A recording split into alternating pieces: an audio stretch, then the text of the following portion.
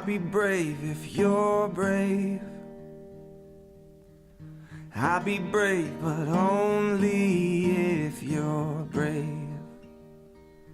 Yeah, we can both be heroes, like soldiers in their nice clothes, like soldiers in their nice clothes, together.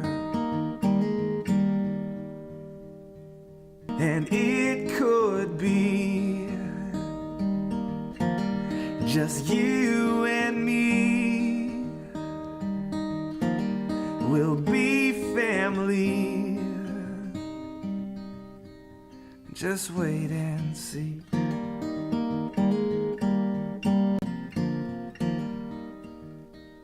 So I will fight if you'll fight. Yeah, I will fight, but only if you'll fight. Oh, we can make it through this, like sailors in a tempest, like sailors in a tempest, together. And it could be just you and me. We'll be family. Just wait and see. So I'll be brave if you're brave. I'll be brave, but only if you're brave. Good evening, everyone. Welcome to the living room. I know most of you, but I do see a couple of new faces. So I'm Danielle Hicks. My role here at the foundation is to oversee patient services and programs. So anything that has a patient touch or voice is my area of responsibility. We're so glad to have you guys here tonight. I don't know if any of you got a chance to sign in last night. Michelle and I were in Arizona, in a couple of different areas of Arizona, Sun City, and then Gateway Banner, but I don't remember the name of the city. Anyway, Gilbert, about an hour and a half away from one another, bringing this living room to the folks out there. So it was a really great night. We got back this afternoon, and we couldn't be more thrilled than to have Dr. Carbone here to talk with us tonight. And I don't know if you guys saw on the screen earlier or in some of the communications about what we're going to talk about, but we're going to talk about, it sounds really amazing, converting responses to treatment in order to find cures in ways we couldn't before.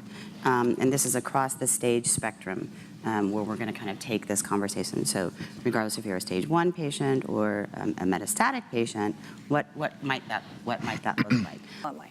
Okay, good. Okay, so great, just great. the happy anniversary thing, I'm sure some of you may have seen it in some of our external communications, but on St. Patrick's Day, this lovely here celebrated her 15th year cancer-free. Yeah. So she got a lot of well wishes on St. Patty's Day. I did. Yeah. But sometimes I was telling somebody tonight, sometimes I have survivor guilt, you know, to hear all these stories for 14 of those 15 years just makes me believe that maybe I got through that knothole to do what we're doing here. I hope that's the reason. Yeah. Yeah. Thank you.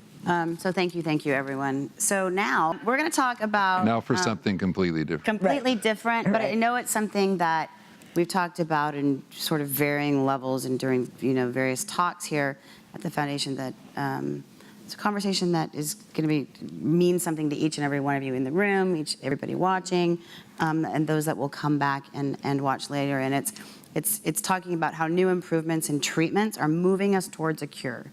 And as Dr. Carbone said earlier, the C word not being cancer, but the C word being cure. And what does that look like? And we're going to talk about it in 3 different sort of buckets, if you will. In the early diagnosis space, in the locally advanced space, and then in the metastatic space. So with that, I'm going to turn it over to Dr. Carbone. But before he starts talking about what this looks like in each of these buckets, tell us who you are and why you're here and why lung cancer matters to you. Well, I'm the director of the Thoracic Oncology program at Ohio State University. And I have had a lifelong specific interest in lung cancer and lung cancer research, and have seen tremendous advances in the way we manage this disease in the last 30 years. And I'm very happy to be involved with organizations like the Dario Foundation is doing great work in empowering patients and informing them on the latest treatments.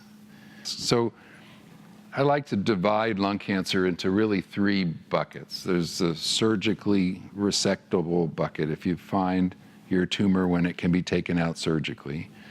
And then there's another bucket called locally advanced, where it's in one place in your body, but it's not possible to take it out.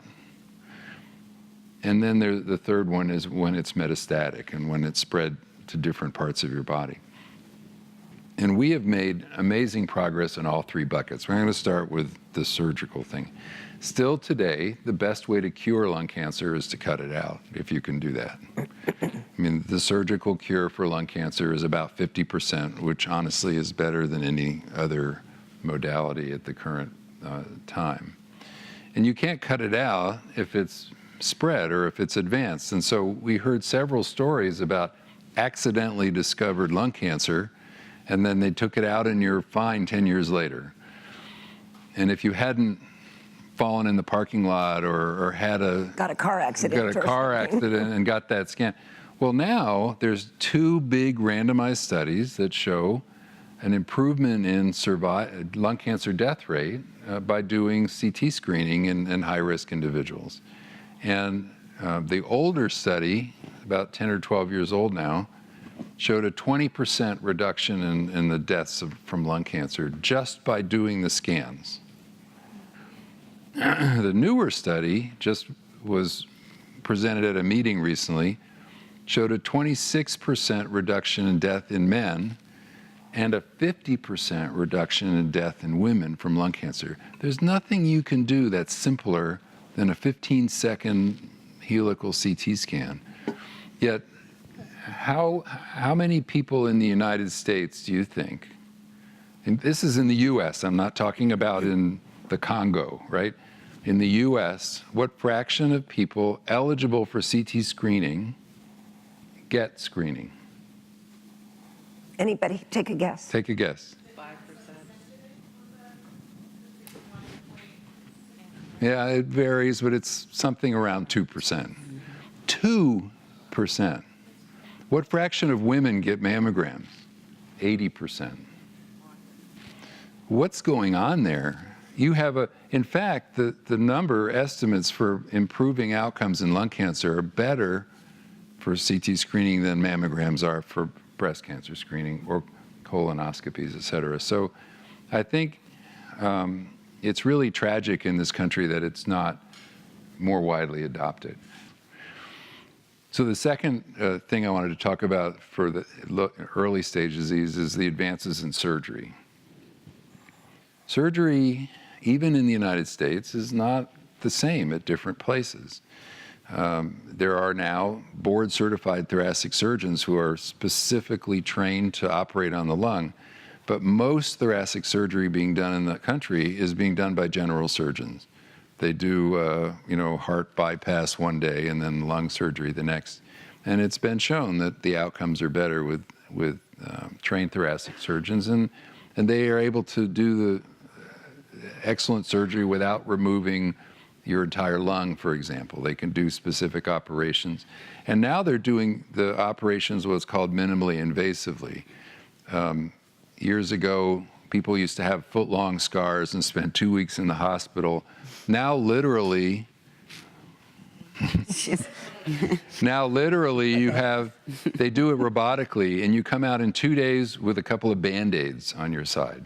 It's just really remarkable. The recovery is much faster. The quality of surgery is better if it's done by someone who's trained. So if anybody you know is getting thoracic surgery done, Make sure that it's done by a board-certified thoracic surgeon at a major place. And we have advances in radiation therapy for early-stage lung cancer, where we can just do very tight field radiation and not do surgery at all in people who are too ill to have thoracic surgery, where in the old days they'd do palliative radiation and it would never kill the tumor. Now with new techniques, they can actually cure people with just the stereotactic radiation. Any other questions on early stage disease? Yeah. You mentioned screening eligible people. What is screening eligible? Well, Like right now never the smoked? definition of it is that insurance will pay for it, but it's basically the criteria for entry into the clinical trials that showed improved survival, and that typically is 30-pack year smoking history. You have quit less than 15 years ago, between the age of 50 and 80. And in that population, actually, the prevalence of lung cancer, if you just take 100 people with those characteristics, 1 or 2% of them will have lung cancer and not know about it. It's very high prevalence. So a huge issue is trying to figure out how to diagnose lung cancers that happen in other people, even never smokers. And that's an area of active research that is a very important area, but we could make a huge dent in lung cancer outcomes. I think currently right now, and I'm repeating myself if you guys watched The Living Room last night, but in the US alone, there was somewhere between, it depends on what data you're looking at, 9 and 10 million people that qualify for this screening. And it that also are does, not using it, yeah. it also does include a familial presence of lung cancer, right? It should, but often it doesn't. Right. So that's a long discussion, yeah, but we exactly. really need to better define those populations. Maybe the last thing I'll talk about is we're doing some clinical trials now combining immunotherapy and targeted therapies with surgery. Right now, the surgery followed by chemo or radiation is the standard of care, but I'm running a national study right now with immunotherapy. You're giving 2 cycles of immunotherapy before surgery. And in 10% of the cases, they're taking out the tumor, and there's no tumor there. After just 2 doses of immunotherapy, they've completely eradicated all sign of the cancer in these patients. So I think that in the future, we'll see a routine application of immunotherapy, at least, to early stage lung cancer. And by eradication of the tumor, do you mean like total cell death? Totally gone, no evidence Yeah. of cancer in the surgical sample. And that's, I think, remarkable. Even today, even in an early stage lung cancer, if you take it out and the surgeon says he got it all, you've got about a 50-50 chance that it'll come back and you'll die from it anyway. Yeah. So what are the pros and cons of doing that treatment before surgery versus after surgery? It's not really known which is better, but we decided to do it before so that we could do biopsies and study the samples before and after and try to figure out why some people respond and why other people don't respond. But it's possible that before is better than after. We just don't know that. Gotcha. But I think that is in the future of treatment for early stage. So let's move on to locally advanced disease. This is where it can't be removed surgically, and that's called stage 3 typically. It's driving me crazy. And we heard someone over here talking about starting EGFR therapy and then being said, well, maybe you should do the chemoradiation. So the standard of care for stage 3 is chemoradiation, and that is a curative intent therapy. EGFR kinase inhibitor treatment generally is not curative. It suppresses the disease for a period of time. So your doctor was very insightful that if you could get the chemo and radiation, you should definitely get the chemo and radiation. But the fact was, up until a few months ago, they were using the same chemo and radiation when I was a fellow as as they were today, and they were having 20% cure rates. But there was a very recent trial, we heard it mentioned somewhere, Pacific trial, that maybe I forget who mentioned it, right? Which is the first study in decades that actually showed improved survival in that population with the addition of durvalumab and immunotherapy. And that immunotherapy doubled the percent of people that were alive and progression-free at the end of the study. Really a very significant advance in the treatment of these patients. And I'm hoping that that'll translate into people who are cured with stage 3. And the people that are afraid to have chemo, because I've watched all the same movies you've watched on TV, that make chemo look like, a terrible durvalumab is an immunotherapy, right. But you are definitely, we heard several examples of people who take chemo and they look great. Yeah. And so if your doctor has considered all the options and he says your best option is chemo, even though you've had a great run for several years with a pill, it's definitely worth trying the chemo. And I think it's important to have that conversation, what your concerns are with your physicians, because we've talked about this before. Everybody's worried about the side effects, but the drugs that they have to counteract those side effects are better, today, and the drugs are better today. Yeah. And I can speak from experience too. Yeah. I'm a guilty cancer survivor as well, 19 years now. Mm-hmm. And I've had chemo, I've had part of my lung taken out, I've had radiation therapy, I've had all the same kinds of things that a lot of you have been through. And I understand chemo, we say it can be tolerable, Right. but it is strong medicine, and everybody responds differently. Absolutely. So anyway, that's a side note. Yeah. So let's talk about metastatic disease, which is actually the way most people today are diagnosed, unfortunately. And many of the people in this room, though I was actually surprised, there were quite a few stage 3s and 1s and 2s that I heard. Mm-hmm. When I used to meet a new patient with a diagnosis of metastatic lung cancer, on my very first visit, they often had the deer in the headlights look, and they just you weren't really processing everything. The day before, they were most concerned about what to make for dinner, and then today they're being told they have stage 4, and they look it up on the internet, and there's 4 to 6 month median survival. And I start talking to them about all the new treatments and the new genetic targets and the immunotherapies. Actually, back then, years ago, on that very first visit, I try to be very honest with my patients, and I used to tell them, metastatic lung cancer is treatable, but incurable. And I said, we can prolong your life, but it will come back. Now, with the new advances in treatment, I don't say that anymore. And let me just give you an example. So, with the new treatments of immunotherapy, there was a study called Keynote-10, which was one of the first trials of pembrolizumab. You dropped something back there?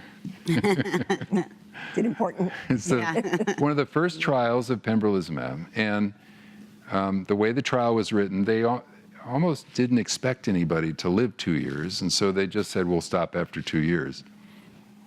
Turned out, a reasonable fraction of the patients, in fact, in that study, I think it was 79 patients, reached the end of their 2 years of treatment. And you have to understand that historically, the average survival for metastatic lung cancer from diagnosis to death in the United States, not in third world countries, was 4 to 6 months.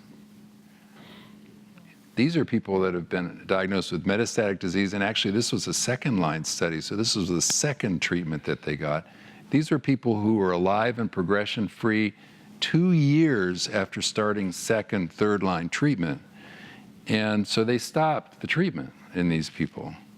And most of those patients could stay off the treatment and at the end of the analysis had never recurred.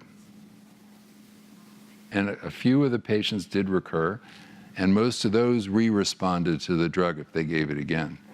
But I now have multiple people in my clinic who were told that they had 4 to 6 months to live by their local oncologist, that, we're just going to give you narcotics and make you comfortable. And they're alive 4, 5, 6 years after taking immunotherapy, and now off of immunotherapy doing fine. And so I think there is an indication that we can be curing lung cancer with immunotherapy. Not in everybody, but in a small fraction of patients. And I think it's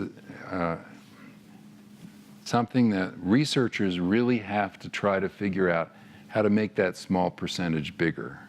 And people ask me, what are the unmet needs in lung cancer? And I say, until you cure everybody, there are unmet needs. Mm-hmm. But the fact is, right now, there's a little bit of light at the end of the tunnel that you can cure people with immunotherapy. Now, does it matter which type of immunotherapy? Like, how do you as a physician determine which drug you're going to give the patient? Well, that's part of the problem is none of these drugs have really been compared head to head. And we use durvalumab in the chemoradiation patients because that was the study that showed the survival benefit. We use pembrolizumab with chemotherapy because that was what was used in Keynote 189, which is a study that showed better outcomes. So really, we're just learning how to use these drugs, which ones are best in what setting. With small cell lung cancer, it's atezolizumab and chemotherapy that showed the benefit. And so we don't really know which is the best one. But we do sort of kind of know that if we couple it with a companion drug, it can boost the rate, the survival rate, maybe. The response rate is higher if you add chemotherapy to immunotherapy, but it's still controversial. I have many people who've been on immunotherapy alone and done dramatically shrank their tumors and now are off therapy. And the Keynote 10 study I was talking about was just immunotherapy alone. Yeah.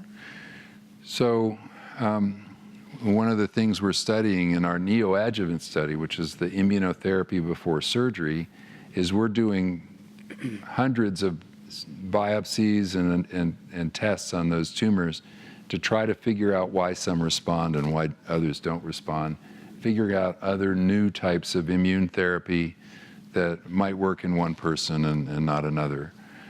So there's a lot of active research in that area. But I wanted to talk a little bit about what's called the driver mutant therapy, targeted therapy, and that's the EGFR and the ALK and the ROS and RET and TRAC and those kinds of things. Those therapies work great, but also today really aren't curing people. They could work for I've had people 7, 8 years on a targeted therapy, but generally people will recur. And so we can be happy with the progress in the targeted therapy space, but the fact is that we're generally not curing these people. And one of the things that we heard about earlier is I think we need to research how to convert those responses to cures with driver mutant tumors. Unfortunately, EGFR, ALK mutant tumors tend not to respond to immunotherapy. So that's probably not the answer to the EGFR, ALK mutant tumors.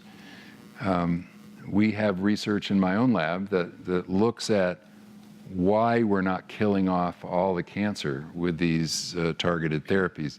So, like my patient I told you with that painting, the Blue Beautiful Skies painting, people have dramatic responses. The tumor can even go away completely on scans in just a few weeks. But there's always a little kernel of cells, some few cells left that aren't killed off by that drug that end up growing back out. And we have an active research on trying to figure out why those cells didn't get killed. And so what we talked about a little earlier was the paradigm of other diseases that we are effectively controlling by combinations of therapy. So in the early days of, say, leukemia or lymphoma therapy, they were giving single drugs to patients. They were getting great responses, but it always grew back. Then they figured out combinations of treatments to give right up front to a patient, and they cured people. And I firmly believe that with the targeted therapies, that if we figure out why that last little nidus or little kernel of tumor cells aren't killed by the Tagrisso or the alectinib, then we can put in another drug that kills off that last little bit of the cancer. And maybe we can treat these tumors with 6 months of therapy like we treat a lymphoma and cure these people. Oh, I'll be brave if you're brave. I'll be brave, but only if you're brave. Yeah, we can both be heroes, like soldiers in their nice clothes, like soldiers in their nice clothes, together. And it could be just you and me. We'll be family. Just wait and see.